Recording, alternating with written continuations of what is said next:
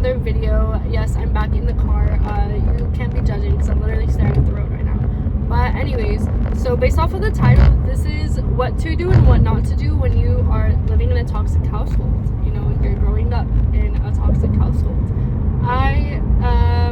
From personal experience, I know a little bit about this. So this is my advice to you based off of, you know, my mistakes and the lessons that I learned, and, you know, the regrets that I had, and the stuff that I wish I could have done. Because I understand, like, in that time, you're going through so much emotions, like your childhood, you know, you're going into adulthood. It's not easy whenever, you know, things are hard at home, because you're already trying to figure out your life, and you could be led astray in so many different ways. And this video is for you if you feel like that. And so if you're feeling lost, empty, sad, depressed, even like all of that, so I'm here for you.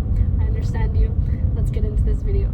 Then first thing I recommend you doing, so okay, during that time you're probably going to be you know, you might want to be with your friends more, and I understand that, and it's good to have like a good support system.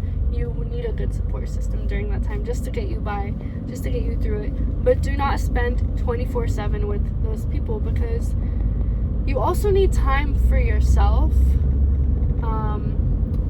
just to like reflect on, you know, your life and what you're going to, you know, how to get out of this. Because if you keep escaping the problem is, I mean, it's not gonna be easy to come back to, you know, and deal with. And so facing the problem head on and starting with yourself first will help you.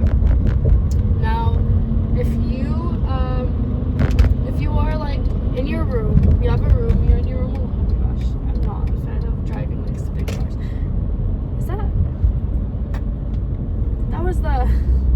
That was the girl from It Ends With Us.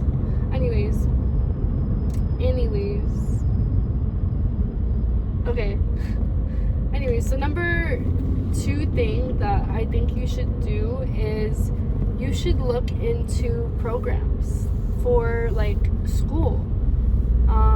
Dual credit programs you can apply to. Like, instead of making this time a time where you're gonna be failing in school, no, you're gonna use this motivation to do better in school. Why? Because you do better in school, you're gonna be able to get scholarships to go to college. You're gonna be able to, you know, make you're gonna be more disciplined. You're gonna be like able to get out of your situation faster than a person who just escapes from their problems. Like, don't skip classes. Like, don't focus on your homework. Do your homework. Like, when you, like, if you're in a household where your parent is trying to argue with you, you really have to be like, I have homework right now and I can't talk. After homework, let's talk. But right now I can't because it's due.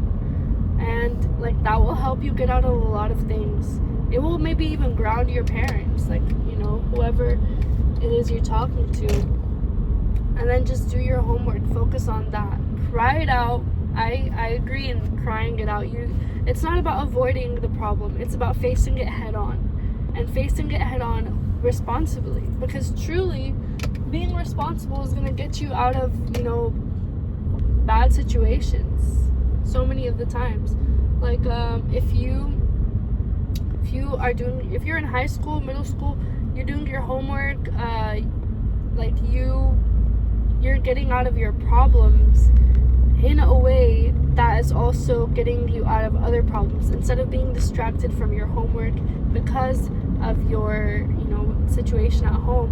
Now you're gonna be doing your homework because of your situation at home, and that just creates like a strong, like a warrior dude. Like, truly, like that's honorable, and you're gonna be proud of yourself. And, you know, getting good grades will motivate you, encourage you to be like, yeah, I did that. Even though I don't like whatever subject this is, I did that.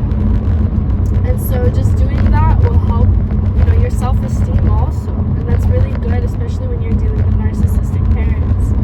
And so keep focusing on yourself, your homework. Figure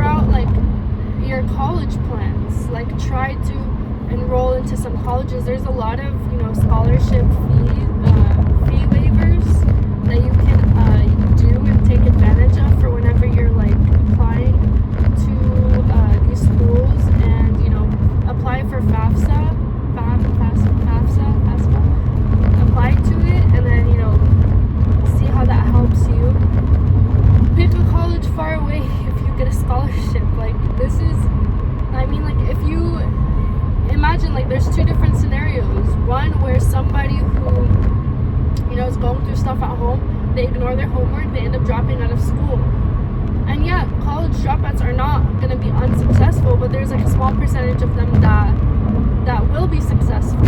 And it's hard enough getting a job without a degree.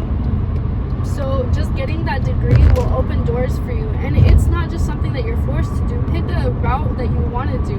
And if you need to take time off just to understand what that is, I get that. But trust me, like, I took time off of school just to understand what I wanted to do. I ended up studying the first thing that I was going to do in the first place. The thing that I was going to do in the first place. So it might not be the same for you guys. You might end up changing majors, but just like ask God for discernment. Try to join some, this is number 3, join some communities, like Catholic communities. They will be there for you.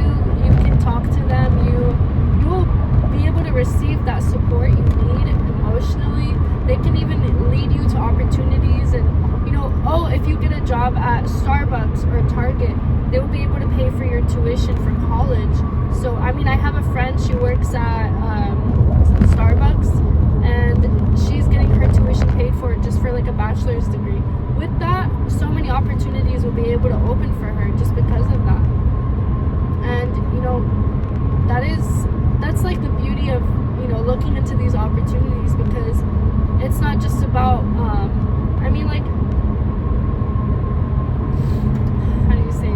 it's not just about stressing about paying for tuition now. At this point, you can just have that freedom to decide where you want to go and what you want to do. And so that's like a real beauty of it.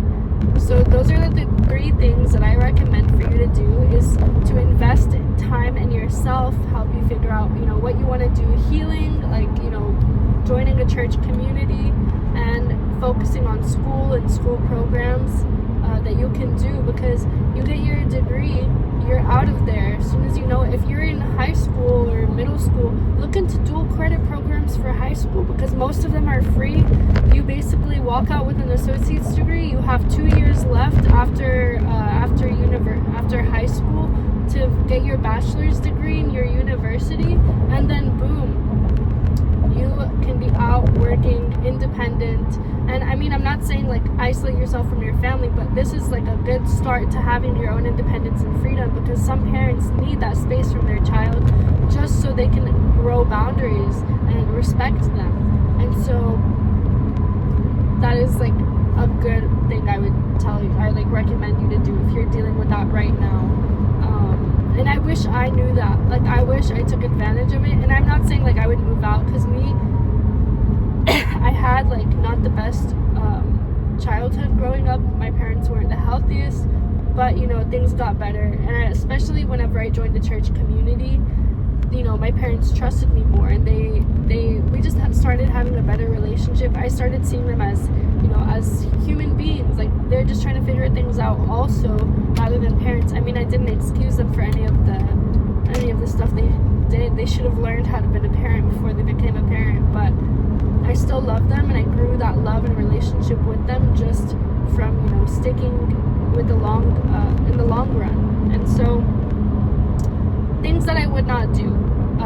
I would not get involved in bad people, like bad friend groups, where they're gonna lead you to do drugs, smoking, all of that, and that's just all gonna move you farther away from your purpose in life. Because like, those are people that are lost already. And you know what, like, how much are you gonna find yourself being surrounded by people who are lost themselves? What you can do is you can join a church community, make a great friends group, and you guys are all finding your own path, but you're all supportive of each other and, you know, encouraging of one another, and that's just gonna help you in the long run, just because these people are like helping build your self-esteem, helping, you know, get through these tough times, rather than the people who, it's like the blind leading the blind versus, you know, being centered in Christ and being led by the morals and principles and guidelines that God gave us, you know. So there's that. Also, what I would not do is I would not I feel like all the stuff that I would do, it's just the opposite. I would not do the opposite of, like, I would not drop out of school. I would not because you want something as a backup, even if, you know, you're studying, like, yeah, you're interested in it, but you don't want to, like, do that full time, that's okay. But just get your degree just for options, because, like, sometimes maybe you will need a job to be able to support your business that you want to grow, to turn you into a millionaire, rather than getting a job before you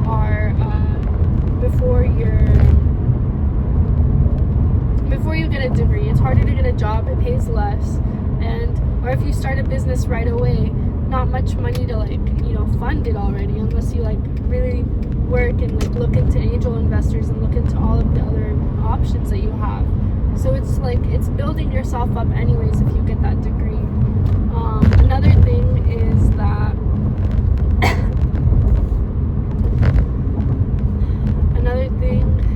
I feel like I've said most of it. One thing I wouldn't do is I wouldn't get into arguments throughout the day. I wouldn't start my day off with that. Start your day off with prayer instead. I would probably, I don't know, pray for your parents, pray for your family. I would look into psychology just so I can learn, like, okay, this person's only acting like this because of that, and, you know, I'm not going to take it personal. Never take anything personal, because it's going to affect you more. And start off your day with a to-do list. You have priorities, focus on those priorities and get that done, and, like, it'll be like dopamine just checking that stuff off. Buy yourself a planner. You're, like, turn into, like, this type A person that you're gonna get through it, and, like, you're proud of yourself, but, you know, through the grace and glory of God.